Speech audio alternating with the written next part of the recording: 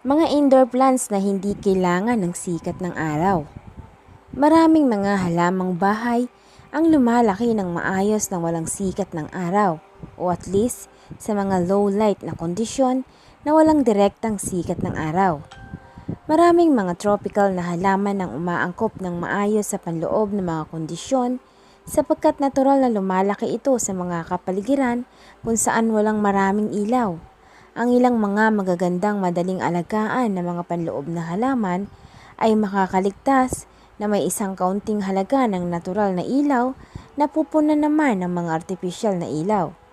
Kaya naman narito ang mga pinakamahusay na mga houseplant na hindi kailangan ng araw. Suriin natin ng mas detalyado ang ilan sa mga pinakamahusay na mga nakapasong halaman na lumalago sa loob ng bahay na kung saan ang pagkuha ng sapat na natural na ilaw ay mahirap. Number 1, snake plant. Kayang tumubo sa malabo at kakaunti ng mga kondisyon na ilaw. Ang mga halamang ito ay perpektong halaman sa loob na kung saan ang araw ay mahirap makuha. Ang mga dahon ay madalas na nakaayos sa hugis ng rosette na may ilang mga species na may mga dahon na tumataas ng diretso sa lupa. Ang mga halamang ito ay straightforward upang pangalagaan at nasa listahan din ito ng mga halaman na hindi nangangailangan ng maraming tubig. Maari mong iwanan ang mga ito sa isang makulimlim na sulok at kalimutan ang mga ito at sila ay lalaki pa rin ng maayos. Sunod ang calathea. Tinatawag din itong halaman ng rattlesnake o mga halaman ng zebra. Ang lahat ng uri ng mga halamang ito ay nabibilang sa mababang ilaw na kategorya ng mga matitigas na halamang bahay. Ang mga ito ay kilalang kilala sa kanilang magaganda, makukulay na mga dahon at malawak na mapanglaw na mga dahon. Ang mga halamang ding ito ay nangangailangan lamang ng katamtamang pangangalaga. Ang kailangan mo lamang ay mataas na kalumigmigan at panatilihin ang mga ito sa average na temperatura ng kwarto. Bagaman ang karamihan sa mga species nito ay hindi nangangailangan ng maraming ilaw, ang kanilang mga dahon ay magiging mas buhay kapag ang halaman ay lumalaki sa maliwanag na hindi direktang sikat ng araw. Prayer plant. Ang mga halamang ito ay nauugnay sa mga calatheas at tulad ng kanilang mga pinsan, mabubuhay ng maayos sa loob ng bahay na kung saan ang ilaw ay minimal. Siyempre, ang pagiging isang tropical na halaman na may buhay na birding mga dahon. Ang mga halamang ito ay lumalaki ng mas mahusay sa maliwanag na ilaw. Gayunpaman, hindi mo kailangang mag-alala kung ang mga ito ay nasa isang malabo na silid o opisina. Ang kakulangan ng ilaw ay maaaring makaapekto sa natatanging tampok ng mga halamang ito. Ito ang paraan ng kanilang mga dahon na magkatiklop sa gabi, katulad ng pagtiklop ng mga kamay upang manalangin. ZZ plant. Ang halamang ito ay mahusay sa panloob ng mga halaman para sa mga silid at tanggapan na walang bintana. Ang paminsang-minsang ilaw mula sa fluorescent o maliwanag na bombilya ay karaniwang sapat na para sa mga matitigas na halamang ito. Maaari mong ilagay ang halamang ito sa isang madilim na sulok o nakaharap sa hilaga na silid nang hindi nakakaapekto sa paglago nito. Ang halamang ito ay isang halaman na tila nahihiya mula sa sikat ng araw na kung saan ang halamang ito ay tinatawag ding halaman ng zizi or Zanzibar gem. Ang pagkuha ng masyadong liwanag ay mapapansin mo na ang kanilang makintab na birding mga dahon ay magsisimulang manilaw. Begonias. Ang mga begonias ay mga houseplant na napakadaling alagaan at hindi nangangailangan ng maraming sikat ng araw o artificial na ilaw upang lumago. Maraming mga species ng begonias ang may kamangha-manghang mga dahon na may iba't ibang mga kulay at pattern. Kapag pumipili ng isang uri ng begonia, mayroong itong higit na 1,800 species ng begonia na mapagpipilian. Tiyakin na ang particular na halamang ito ay lumalaki sa katamtaman hanggang sa mababang ilaw. Ang mga begonias ay mahusay din sa mga halaman para sa isang saradong terrarium na kung saan patuloy silang lumalaki sa ilalim ng lilim ng iba pang mga tropical na halaman. Dumpkin. Maaari kang magpalago ng isang dumpkin sa anumang lugar ng iyong tahanan na kung saan may mahinang sikat ng araw.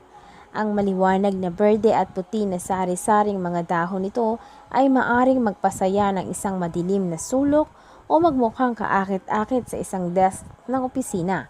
Ang matigas na halamang ito ay maaari ring lumago ng maayos sa maliwanag, hindi direktang ilaw na kung saan ang paglago ay mas malusog kaysa sa mababang ilaw.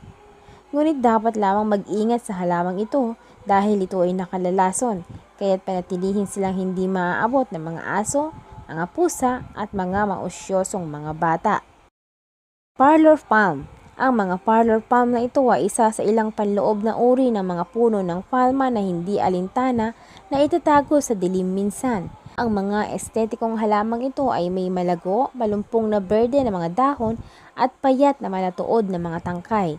Dahil ang mga tropical na panloob na houseplant na ito ay lumalaki ng hanggang sa 6 feet, ang mga ito ay mahusay para sa mga silid at pasilyo na kung saan ang ilaw ay minimal o kung saan ay mayroong artificial na ilaw lamang. Ang paglalagay ng parlor palm sa isang mas maliwanag na lugar ay maghihikayat ng mas mabilis na paglaki.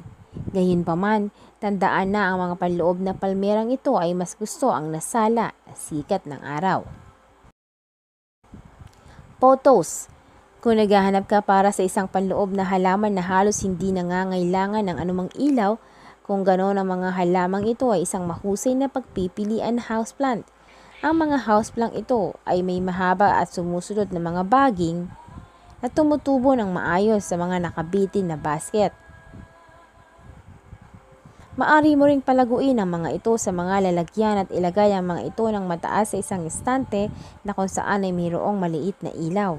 Kung maaari, tiyakin na ang iyong halaman ay nakakuha ng katamtamang ilaw paminsan-minsan. Ang paminsang-minsang ilaw ay tumutulong upang mapanatili ang sari-sari na berde at dilaw ng mga dahon na maliwanag at buhay. Gayunpaman kahit na itago ito sa madidilim na lugar, ang dahon ay may mahabang tangkay ay mananatiling berde. Philodendron. Ang iba pang mga low light na panloob na halaman para sa mga nakabitin na basket ay ang mga species na mula sa pamilya ng Philodendron. Ang mga tropical na halamang ito ay natural na tumutubo sa mga siksik na sahig ng kagubatan na kung saan halos walang ilaw. Kapag lumalaki bilang isang houseplant, panatilihin ang halaman sa bahaging lilim upang mapanatili ang malabo nitong itsura. Ang mababa hanggang katamtamang ilaw ay nakatutulong na maiwasan na ang mga tangkay mula sa pagiging masyadong maaliwalas at pagkaligalig. Lumalago sa mga paso o nakabitin ng mga basket sa isang saklaw ng temperatura sa pagitan ng 59 degree Fahrenheit at 64 degree Fahrenheit. Panatilihing basa-basa ang lupa at isa sa daluyan hanggang sa mababang lugar ng ilaw. Maaari silang makaligtas sa mga madidilim na silid at tanggapan, ngunit may posibilidad silang lumaki ang mga malalakas na tangkay. 10. Chinese Evergreen. Mahusay para sa mga nagsisimula. Ang Chinese Evergreen na halaman ay maaring mabuhay ng walang sikat ng araw at hindi mapapahamak sa mga malililim na kondisyon. Ang mga tanyag na houseplant na ito ay may kamanghamanghang maliliwanag na mga dahon na kung ano ang kailangan mo upang buhayin ito ay isang madilim na sulok ng anumang silid. Ang mga panloob na halaman ay nangangailangan ng proteksyon mula sa lamig, dapat na higit sa 59 degree Fahrenheit at malayo sa direktang sikat ng araw. Bukod sa mga makakaligtas sa halos zero na sikat ng araw, ang mga evergreen ay nasa listahan din ng mga halaman na makakatulong sa paglilinis ng lason mula sa hangin. So yun lamang mga kaibigan ang ilan sa mga houseplant na pwedeng mabuhay sa loob ng ating bahay ng halos walang sikat ng araw o walang direktang sikat ng araw. Nasa inyo na yan kung ano ang gusto nyong itanim sa loob ng inyong bahay. Ang importante ay masiyahan kayo anuman ang ilalagay nyo sa ating mga tahanan. Panghuli, huwag magtapon ng mga bato sa dagat. Ang dating mga marinero na dating naniniwala na kapag ginawa ito ay magiging sanhi ng mga nakamamatay na alon at storms.